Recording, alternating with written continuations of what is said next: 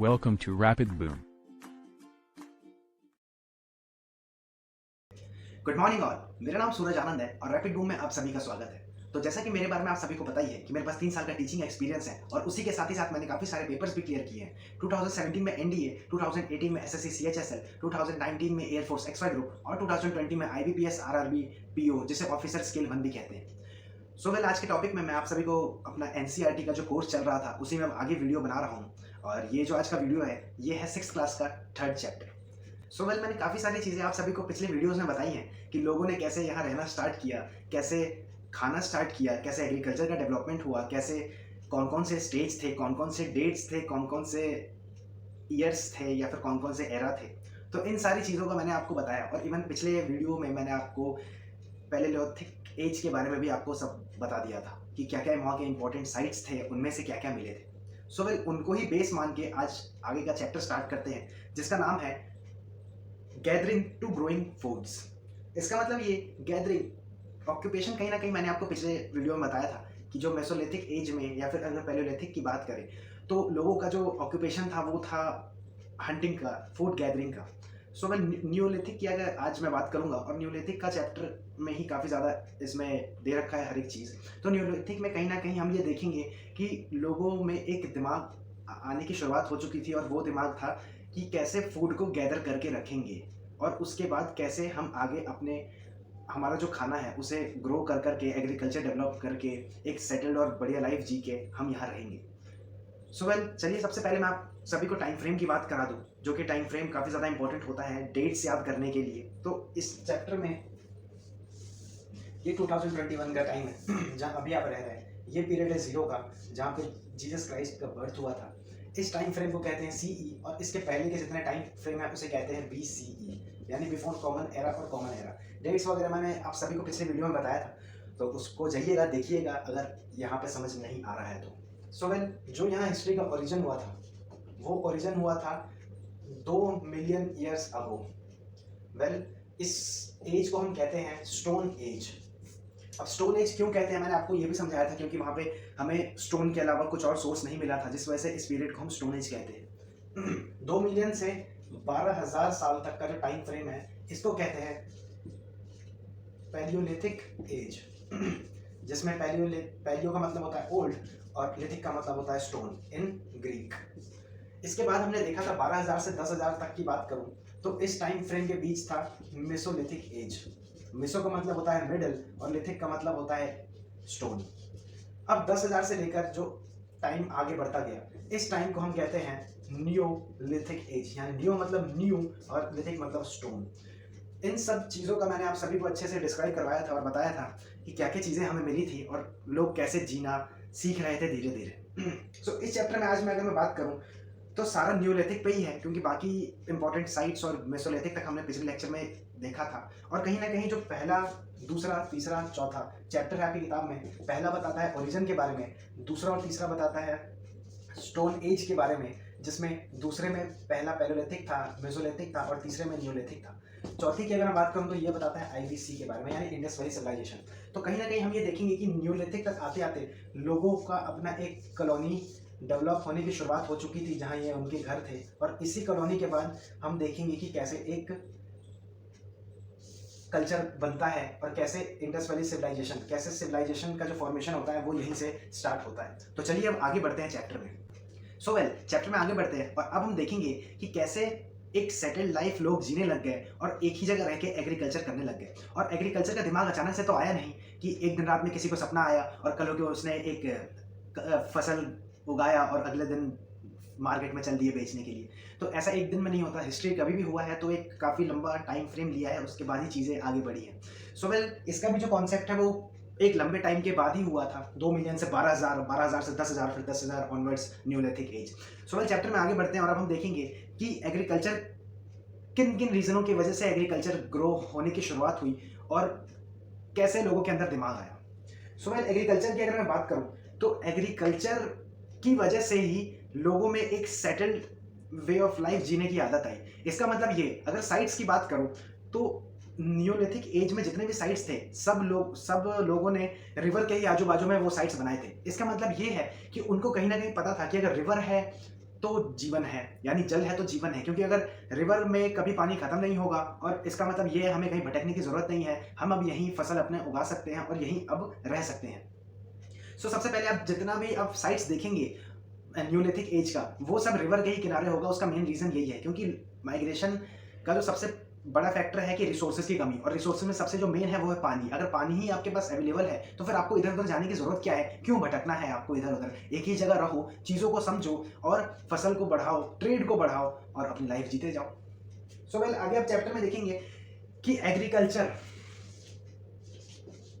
Agriculture की जो शुरुआत हुई थी, मेन हुई थी कि पहले का जो हमारा अर्थ हुआ करता था वो आज के कंपैरिजन में कोल्ड हुआ करता था। इसका मतलब ये है कि अभी जो आपने टर्म सुना होगा ग्लोबल वार्मिंग का, तो वो तो इधर इस टाइम में अब जाके हुआ है ना, पहले ऐसा नहीं था।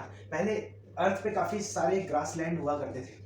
अब ग्रासलैंड होने का क्या फायदा है कि ग्रासलैंड में लोगों को कहीं ना कहीं दिखा कि घास वगैरह है, इसमें कहीं ना कहीं लोगों ने फार्मिंग वगैरह स्टार्ट करी, जिससे प्रोड्यूस हुआ व्हीट, बार्ले वगैरह वगैरह। ये सारी चीज़ों से हमें ये पता चलता है कि कैसे लोगों में एक एग्रीकल्चर करने का कॉन्सेप्ट आया। क्योंकि ग्रासलैंड आने का मतलब ये है सीधा साधी कि उन्हें एक दिमाग आया और उन्हें अब कहना है कि अब मैं फार्मिंग करूंगा और अपनी लाइफ को एक ही जगह जीऊंगा। सो वेल, अगर एग्रीकल्चर होगा, मैं आपको सीधा साधी बताऊं, अगर एग्रीकल्चर होगा तो कहीं ना कहीं एक टाइम बाद बल्क में चीज़ें आएंगी। बल्क में चीज़ें आएंगी तो इसका ये मतलब है कि लोगों को स्टोर करने के लिए पॉट वगैरह बनाना पड़ेगा। पॉट वगैरह बनाने से सीधा मतलब है कि लोग बास्केट वगैरह बनाएंगे, बड़े बड़े मड यानी मिट्टी के बर्तन वगैरह बनाएंगे चीज़ों को स्टोर करने के लिए। तो कहीं ना कहीं हमें ये चीज़ दिखेगा कि लोगों में एक मटके बनाने का जो कैपेसिटी होता है वो आ चुका था। इसका मतलब लोगों में कहीं ना कहीं जो अपना टैलेंट है उसे दिखाने का अब टाइम आ चुका था। तो पॉट वगैरह बनने की शुरुआत यहाँ से ही होती है। फिर उसके बाद पॉट वगैरह बनेगा तो ट्रेडिंग होगा तो वहाँ का जो कल्चर है वो बढ़ेगा। कल्चर के बाद वहाँ पे सोसाइटी बनेगी और फिर सोसाइटी के बाद वहाँ पे सिविलाइजेशन होगा। सो यही सारा फैक्टर है। अब देखिए जैसे कैसे जो हमारा एग्रीकल्चर है इस पे ही बेस रख के हमने एक सिविलाइजेशन यानी कि एक लोगों का सोसाइटी बना दिया। अब जब लोगों का सोसाइटी आएगा, लोगों का कल्चर आएगा, तो कहीं ना कहीं वहाँ पे डिफरेंट प्रैक्टिसेस आएंगे, उनके अलग रिलीजन आएगा। तो ये सारी चीज़ें ऐसे ही आगे चलती है। सिर्फ एग्रीकल्चर पे की बात करूँ कि सिर्फ एग्रीकल्चर से क्या हर चीज़ पॉसिबल है, तो बिल्कुल पॉसिबल है। एग्रीकल्चर इकोनॉमी में भी बढ़ाने में मदद करता है, एग्रीकल्चर सोसाइटी बनाने में भी, एग्रीकल्चर मतलब हर एक चीज़ों में अगर देखें तो एग्रीकल्चर बेस है। सो इसीलिए लोगों में एक दिमाग आया कि अब एग्रीकल्चर को ही बढ़ाएंगे और अब जितने भी ट्रेड वगैरह है, इकोनॉमी वगैरह है, या फिर जो सिविलाइजेशन है, कल्चर है, इन सारी चीज़ों को आगे लेके जाएंगे। सो मैं इसके बाद अगर मैं देखूं तो लोगों में एक एनिमल के प्रति भी थोड़ा लगाव होने की शुरुआत हो चुकी थी। यानी लगाव कहने का मतलब ये है कि एनिमल उन्हें एक जरिया दिखा जो कि कहीं ना कहीं उनके फसल उगाने में काफ़ी ज़्यादा यूज़ होते थे। पहले के टाइम पे लोगों में ऐसे ही दिमाग आने की शुरुआत हुई कि पहले शिकार करने चल दिए लॉयन का, अब वो उन्हें मार के खा गया तो फिर उसका शिकार बंद कर दिया। फिर उसके बाद उन्हें पता चल गया कि ये जो चीज़ है वो डेंजरस है, इसमें अकेले जाने से कुछ नहीं होगा, 4-5 लेके जाएंगे तब इसे मार के खाएंगे। खाने से मुझे ये याद आया कि पैलियोलिथिक एज में फायर की शुरुआत हो चुकी थी, कुरनूल केव्स मैंने आपको बताया था। और कहीं ना कहीं पहले लोग थे जो रॉ मीट खाते थे, लेकिन अब जाके कहीं ना कहीं वो चीज़ों को पका के खाने की आदत आ गई थी। सो अब रॉ मीट कोई नहीं खाता था। तो एनिमल होने के फायदे देखिए, सबसे पहले तो आपको फार्मिंग में हेल्प करेगा। दूसरा जो फायदा है वो आपको मीट वगैरह स्टोर करने में हेल्प करेगा। मतलब अगर किसी जानवर को रख रहे हो तो एक टाइम बाद उसे मार के भी खा सकते हो, तो मीट वगैरह में। फिर उसके बाद जो तीसरा है पॉइंट, वो आपको प्रोटेक्ट करेगा। इसका मतलब ये कि अगर कोई वाइल्ड एनिमल आ गया तो उसे प्रोटेक्ट करने में भी आपकी ये मदद करता है। तो कहीं ना कहीं लोगों में एक पता चलने की शुरुआत हुई कि जो ये जानवर है ये पेट एनिमल है, इसको हम पेट बना सकते हैं। जो दूसरा जानवर है कार्निवोरस टाइप, वो पेट नहीं बनाने लायक है क्योंकि उनका जो नेचर है वो यही है कि भाई हमें ही मार के किसी दिन खा जाएंगे। सो वेल, अब बात करता हूँ जानवर की। तो जानवर में सबसे पहला जो डॉग जो जानवर हुआ करता था, कुत्ता, वही सबसे पहला इंसान का दोस्त होता था। इसका मतलब ये कि वो काफ़ी ज़्यादा मदद करता था कल्टीवेशन करने में, प्रोटेक्शन करने में, फिर उसके बाद और सारी चीज़ों में भी काफ़ी ज़्यादा लॉयल होता था डॉग, क्योंकि पता ही है आपको। और वो जो पहले के जो कुत्ते होते थे वो आज की तरह बिल्कुल नहीं हुआ करते थे कि मतलब चू करो और पूछ लाते सामने आगे। पहले थोड़े मतलब हेल्दी टाइप हुआ करते थे, लोग देख के डर जाते थे, इस टाइप के कुत्ते हुआ करते थे। सो उन्हें लोगों ने कैसे कैसे करके पाला, फिर उनसे चीज़ें सीखी और फिर उसके बाद आज वो यूज़ कर रहे हैं। तो आज भी कहीं न कहीं देखें तो कुत्तों का सिग्निफिकेंस हमारे सोसाइटी में काफ़ी अच्छा है। फिर इसके बाद जो दूसरा फ़ेज़ आया था जानवरों का, उसमें आए थे कैटल्स, जो कि गोट्स हुआ करते थे, फिर उसके बाद काउज़ हुआ करते थे, बफेलोज़ हुआ करते थे। तो ये सारी चीज़ें आने की शुरुआत हो चुकी थी। सो वेल, अब अगर चैप्टर में आगे बढ़े तो कहीं न कहीं फार्मिंग से शुरुआत होके चीज़ें हर्डिंग की तरफ आई और हर्डिंग से फिर डोमेस्टिकेशन की शुरुआत हुई। यानी डोमेस्टिकेशन कहने का मतलब ये है कि कहीं न कहीं फार्मिंग, मैंने आपको बताया लोगों ने कैसे चीज़ों को इकट्ठा करके उसका रिसोर्स बना के और अपनी चीज़ों में यूज़ कर रहे हैं। फिर उसके बाद हर्डिंग, हर्डिंग कहते किसे हैं कि एक ग्रुप ऑफ कैटल्स को हम लेके ग्रेजिंग कराने लेके जाते हैं, तो हर्डिंग की शुरुआत करी। फिर उसके बाद कहीं न कहीं डोमेस्टिकेशन, लोगों को पता चल चुका था कि जो ये जानवर है ये हम पाल सकते हैं, ये जानवर है ये हमें पाल सकता है, इसका मतलब हमें खा सकता है मार के। तो फिर कहीं न कहीं फार्मिंग ही सोर्स था जो आज पे इफ़ेक्ट डाल रहा है। और कहीं न कहीं ये है कि न्यूलिथिक एज की अगर मैं बात करूँ तो चीज़ें कैसे आगे बढ़ी, एक सोसाइटी काफ़ी अच्छी डेवलप हो गई थी लोगों में। और फिर उसका ये साइट्स में हमें पता चलेंगी, अभी मैं बताने वाला हूँ साइट्स के बारे में। तो कहीं न कहीं हम ये देखेंगे कि जो सोर्सेज़ थे, जो एविडेंस हमें मिले, वो एविडेंस हमें पहला मिला प्लांट का, दूसरा मिला एनिमल का। प्लांट में हमने ये देखा कि जो बर्न्ट ग्रेन्स मिले हमें और एनिमल्स में बोन्स मिला। सो बर्न्ट ग्रेन्स और बोन्स हमें ये दिखाता है, बर्न्ट ग्रेन्स का मतलब ये कि कहीं ना कहीं लोगों ने फायर का यूज़ करके खाना पकाना सीख लिया था और ये यही एविडेंस देता है कि लोग अब काफ़ी चालू हो चुके थे। बोन्स का मैंने आपको बताया कि जानवर वगैरह रखते थे, उसे पालते थे, उसे काट के मार के खाते थे और जीवन को जीते थे। फिर उसके बाद कहीं ना कहीं बोन्स में हमने ये एविडेंस देखा कि एक बरियल में एक इंसान और उसके जानवर को भी दफनाया जाता था। तो ये कहीं ना कहीं ये शो कराता है कि एक लगाव जो इंसान में हमेशा से जानवरों के लिए रहा है, वो स्टार्टिंग से न्यूलिथिक एज से ही आने की शुरुआत हो चुकी थी। तो अब हम आगे देखते हैं साइट्स के बारे में, जो कि काफ़ी इंपॉर्टेंट है याद करने में आप सभी को। मुझे तो खैर नहीं है, आपको ही है। अब देखिए कैसे मैं एक छोटा सा ट्रिक बताता हूँ जो कि आपको सारे साइट्स आराम से याद हो जाएंगे और चीज़ें कैसे आगे बढ़ती हैं। सो वेल, अब हम चैप्टर में आगे बढ़ेंगे तो ये देखेंगे कि इंडिया में कौन कौन से इंपॉर्टेंट साइट्स हुआ करते थे और इनके रोल क्या क्या थे। साइट्स का नाम याद रखना ज़रूरी है, थोड़ा मुश्किल आप सभी के लिए है बट मेरे लिए नहीं। एक मैं ट्रिक बताऊंगा, उससे कैसे आप सभी साइट्स को याद रख सकते हैं, देखिए कैसे।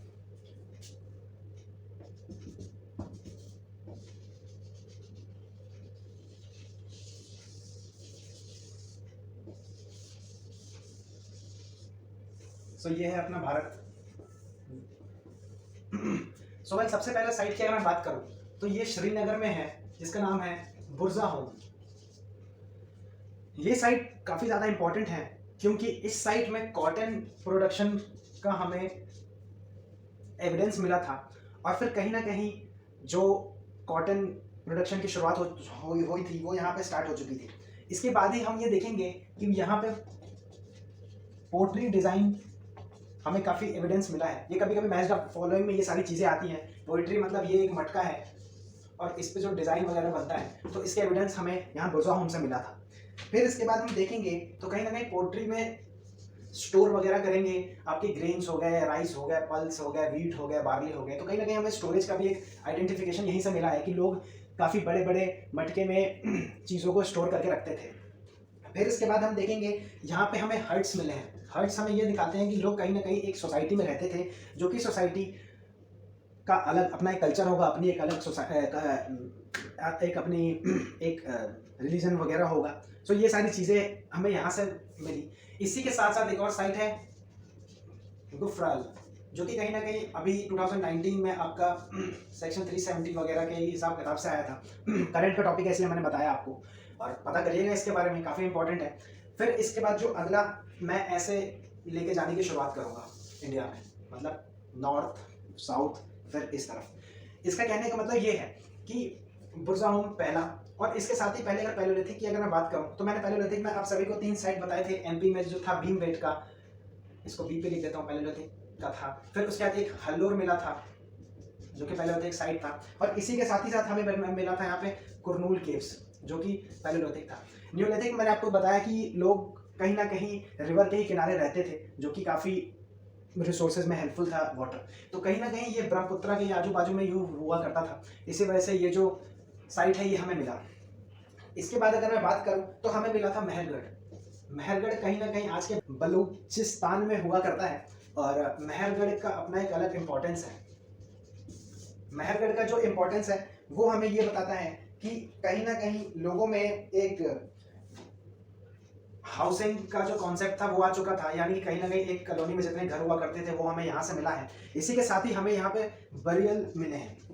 बरियल कहने का मतलब ये है कि अगर जो इंसान है उन्हें मार के दफनाया जाता था उनके जानवरों के साथ या फिर आजू बाजू जितने उनके लोग हुआ करते थे उनके साथ, यानी एक फैमिली का अगर कोई एक मरा तो उस जगह पे उसी फैमिली का कोई और भी मरेगा, ये कॉन्सेप्ट था। तो कहीं ना कहीं ये हमें ये दिखाने की कोशिश करता है कि वहाँ का जो कल्चर हुआ करता था वो काफ़ी ज़्यादा स्पिरिचुअल हुआ करता था, यानी लोग मानते थे ये अंधविश्वासों में, अलग अलग प्रैक्टिसेस में। तो इसकी शुरुआत कहीं ना कहीं मेहरगढ़ से ही हुई थी। मेहरगढ़ की अगर मैं और बात करूं तो हमें यहाँ पर देखा जाए तो जो स्पिरिचुअलिटी की अगर मैं बात करूं तो लोगों में ये एक विश्वास था कि कहीं ना कहीं अगर इनके साथी अगर मार के दफना दिया जाए अपने परिवार लोगों के साथ तो वो अगले जन्म में उसी परिवार के साथ वो रहते हैं। तो ये कहीं ना कहीं दिखाता है कि लोग कहीं ना कहीं काफ़ी ज़्यादा सुपरस्टिशियस होते जा रहे थे। सो वेल, इसके बाद अगर मैं बात करूं कि आगे बढ़ते हैं, एक यहाँ पर जो साइट है वो हुंस्की करके एक साइट है साउथ में, जो कि हुंस्की है आपका आंध्रा में।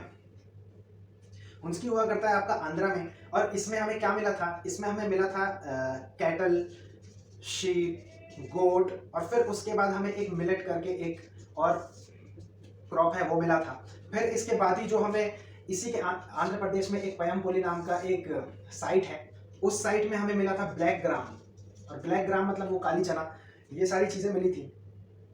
फिर इसके बाद धीरे धीरे आके इस तरफ आते हैं यूपी वाले रीजन में।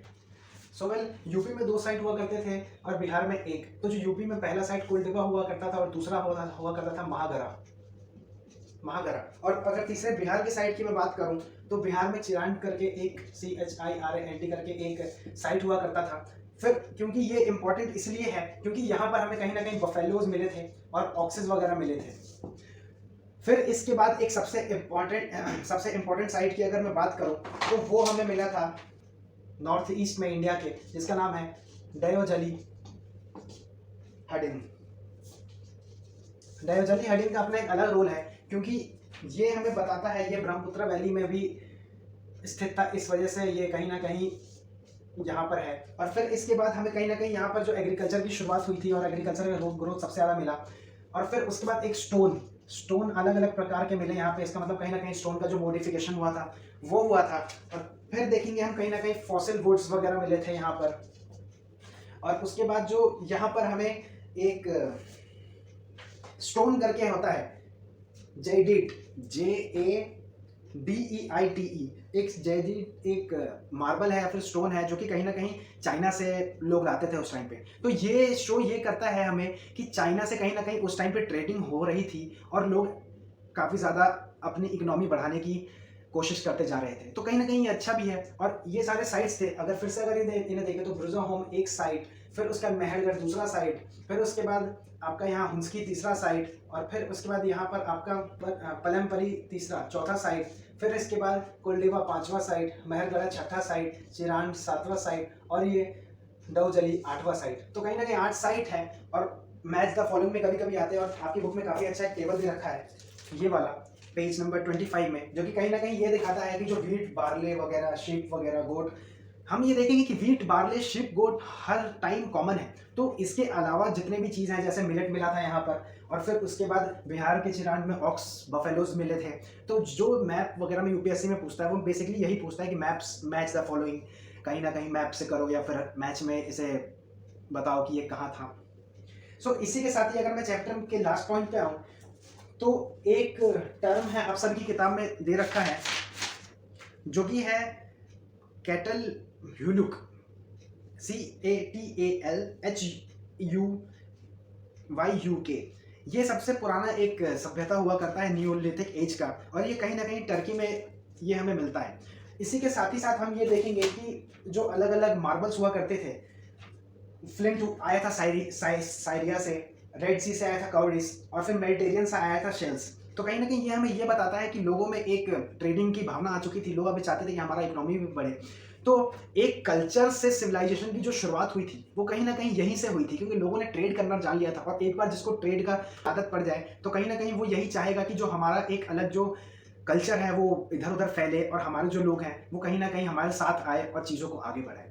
तो फिर चैप्टर में इससे ज़्यादा कुछ नहीं था, और जो था एक थीमेटिक वे में मैंने आप सभी को हर एक चीज़ समझाया, और चैप्टर को पढ़िएगा और आगे बढ़िएगा। अगर कोई डाउट हो तो मेरे टेलीग्राम पे आइएगा, लिंक डिस्क्रिप्शन में है।